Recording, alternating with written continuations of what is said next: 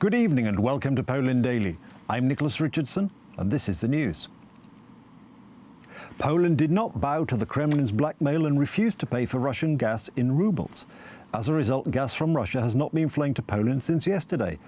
Gas supplies to Bulgaria were also cut. The Polish government has said that households will not run out of gas. Prime Minister Mateusz Morawiecki, in an interview for the German portal Bild, said that Russia would not stop if the Western world did not defend itself. In his opinion, Moscow wants to recreate the Soviet Empire. The Prime Minister also said that Poland had prepared itself for Russian blackmail over gas supplies. This blackmail attempt will fail. Poland is prepared. We have built a liquefied gas terminal to compensate for the shortages. Our Baltic gas pipeline for gas transmission from Norway is almost ready. We will not be blackmailed. We will also not pay in rubles for Russian gas. Russia thus shows that its economic and contractual credibility is zero. The Prime Minister wants the import of hydrocarbons from Russia to be more expensive, which would compensate for the increase in prices for LPG or oil imported from other sources. Poland will submit an application to the European Commission to impose EU duties of about 35% on Russian oil, gas and coal. The Minister of Climate and Environment, Anna MOSKWA, believes that the European Commission should impose consequences on countries that agree to pay for Russian gas in rubles. On Wednesday, the Bloomberg agency, citing its sources, said that 4 European buyers did pay for gas in the Russian currency. The EC's communique clearly indicated that this form of payment was a breach of sanctions, and in recent days the chairman, Ursula von der Leyen, also repeated twice that there was a breach of sanctions. On the 2nd of May, an urgent Council of Energy Ministers was planned, where this topic is to be discussed and will be the main topic. Poland is already looking in new directions for gas production. We will certainly be launching a connection with Lithuania in the coming days. It will be 2 billion. Apart from Poland, Bulgaria, which, like Warsaw, refused to settle purchases in rubles, also had gas supplies cut off. Sofia called this move a breach of contract and gangsterism. We will not give in to such pressure. We are now carefully checking our contracts with Gazprom, including contracts for transit through Bulgaria. Such one-sided blackmail is unacceptable. Russia is threatening that next month the tap may be turned off for other countries that do not agree to Gazprom's terms for gas purchases.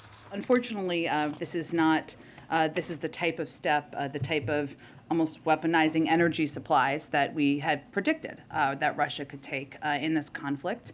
That is why we, of course, have been in touch with Europe, including with these countries, including over the last 24 hours with leaders in Poland and Bulgaria. And we have been working for some time now, for months, with partners around the world to diversify natural gas supply to Europe in anticipation of and to also address near-term needs and replace volumes that would otherwise come from Russia. Germany is preparing for the possible suspension of Russian gas supplies. Now one can only speculate whether Russia will suspend supplies of Russian gas, although it does not make much sense. We have to prepare for this, and we started doing it when the war broke out. We know what to do next in this matter. Poland intends to take legal action against Gazprom and demand compensation for the interrupted contract. The contract, which was signed, is valid until the end of 2022, so the issue of interrupting gas supplies under the current contract will not be left by the Polish state. The average Polish demand for gas is 20 billion cubic meters per year. 10 billion cubic meters per year came to Poland from Russia, but this amount is to be compensated by the Baltic Pipe gas pipeline.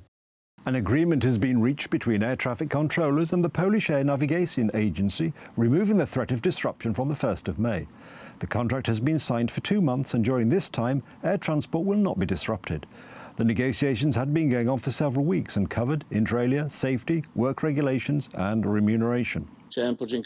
I would like to thank everyone who made this document binding. This responsibility of the contracting parties led to this opportunity that we give ourselves for the next months to prepare, rebuild and restructure the organisation so that it can bear the burdens and obligations that rest upon it.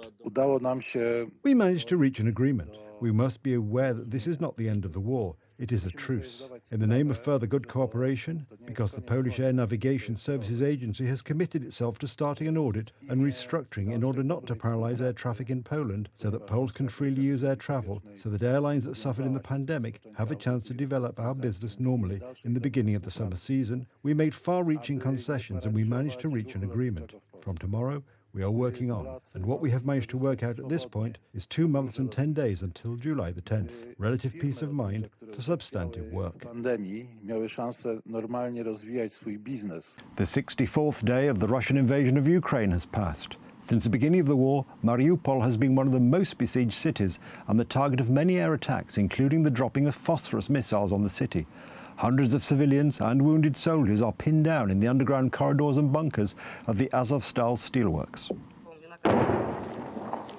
According to the Ukrainian authorities, Russia has increased the pace of its offensive in Ukraine. The greatest activity can be observed in the vicinity of Donetsk. Russian soldiers executed Ukrainians who tried to surrender in the occupied city. By maintaining the required number of troops, the enemy tries to keep the reserves of the Ukrainian armed forces in the north and prevent them from moving to the eastern operational zone. The Russian occupiers continue to suffer losses in our land. In the Donetsk and Luhansk regions alone, we have repulsed 6 attacks in the last 24 hours. 5 tanks, 1 artillery system, 22 armoured vehicles, 1 car. They were all destroyed.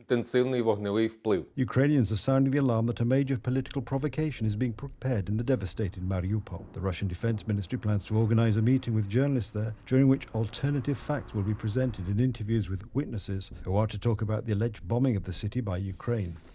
We are completely under siege. We are fighting against the Russians together with the Azov regiment. There are over 600 wounded in our unit. They need medical attention, and there are no conditions, medicine or staff to help them out there. There are also injured civilians, children, many disabled people and the elderly. The situation is very difficult. I appealed to all world leaders. I appealed to world diplomats. I shouted out loud, asking them to help us.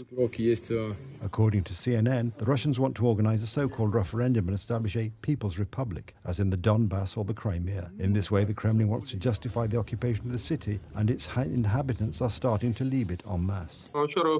Yesterday in Kherson, 2 big events took place. At 10 a.m., a protest started, joined by about 100 inhabitants. The Russians used tear gas and stun grenades. 4 people were injured. All the injured are currently in the hospital. Around 2300 in Kherson and its suburbs, there was a powerful explosion. The windows were broken. Today, from 8 a.m., I visited all the hospitals in the city. None of them have any windows. All this happened in the center. It's also dangerous in Kharkiv. At least 1 person died in a missile attack that took place there yesterday. It's not scary. It's like a physical pain you feel in your stomach. A terrible feeling at night. When shelling takes place during the daytime, at least you can go outside and bear it. But when the night comes, the feeling is indescribable. I'm sorry, I can't speak. Over the last 3 days, Russian troops have stepped up artillery fire along the entire line of contact, some 50 to 60 kilometers from Kryvyi Rih. Despite the threat, it was decided to resume work in one of the largest steel mills in Ukraine.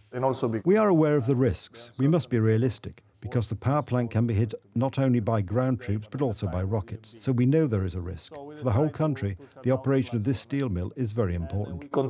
Russian losses amount to, among others, almost 23,000 soldiers, 970 tanks, almost 2,500 artillery systems, and 187 aircraft. It should be remembered that some politicians in the West believe that Ukraine will collapse after 3 days. Some politicians tried to arrange for President Zelensky to leave and stay as a government in exile in Poland. So the fact that Ukraine is defending itself against a much stronger, much bigger opponent is a great success for the Ukrainian side, and I do not know when Russia will be finally defeated, but today this result of the war is a great success for Ukraine. The Ukrainian army is putting up a heroic resistance, which is confirmed by the situation in the east of the country. At the moment, the Ukrainians are waiting for larger supplies of heavy equipment in order to be able to fight the Russian invasion force even more effectively. That's the news. Thank you for watching. Stay with us for the weather, Poland Daily Business, and more programs. But from me, it's have a good night and a better tomorrow.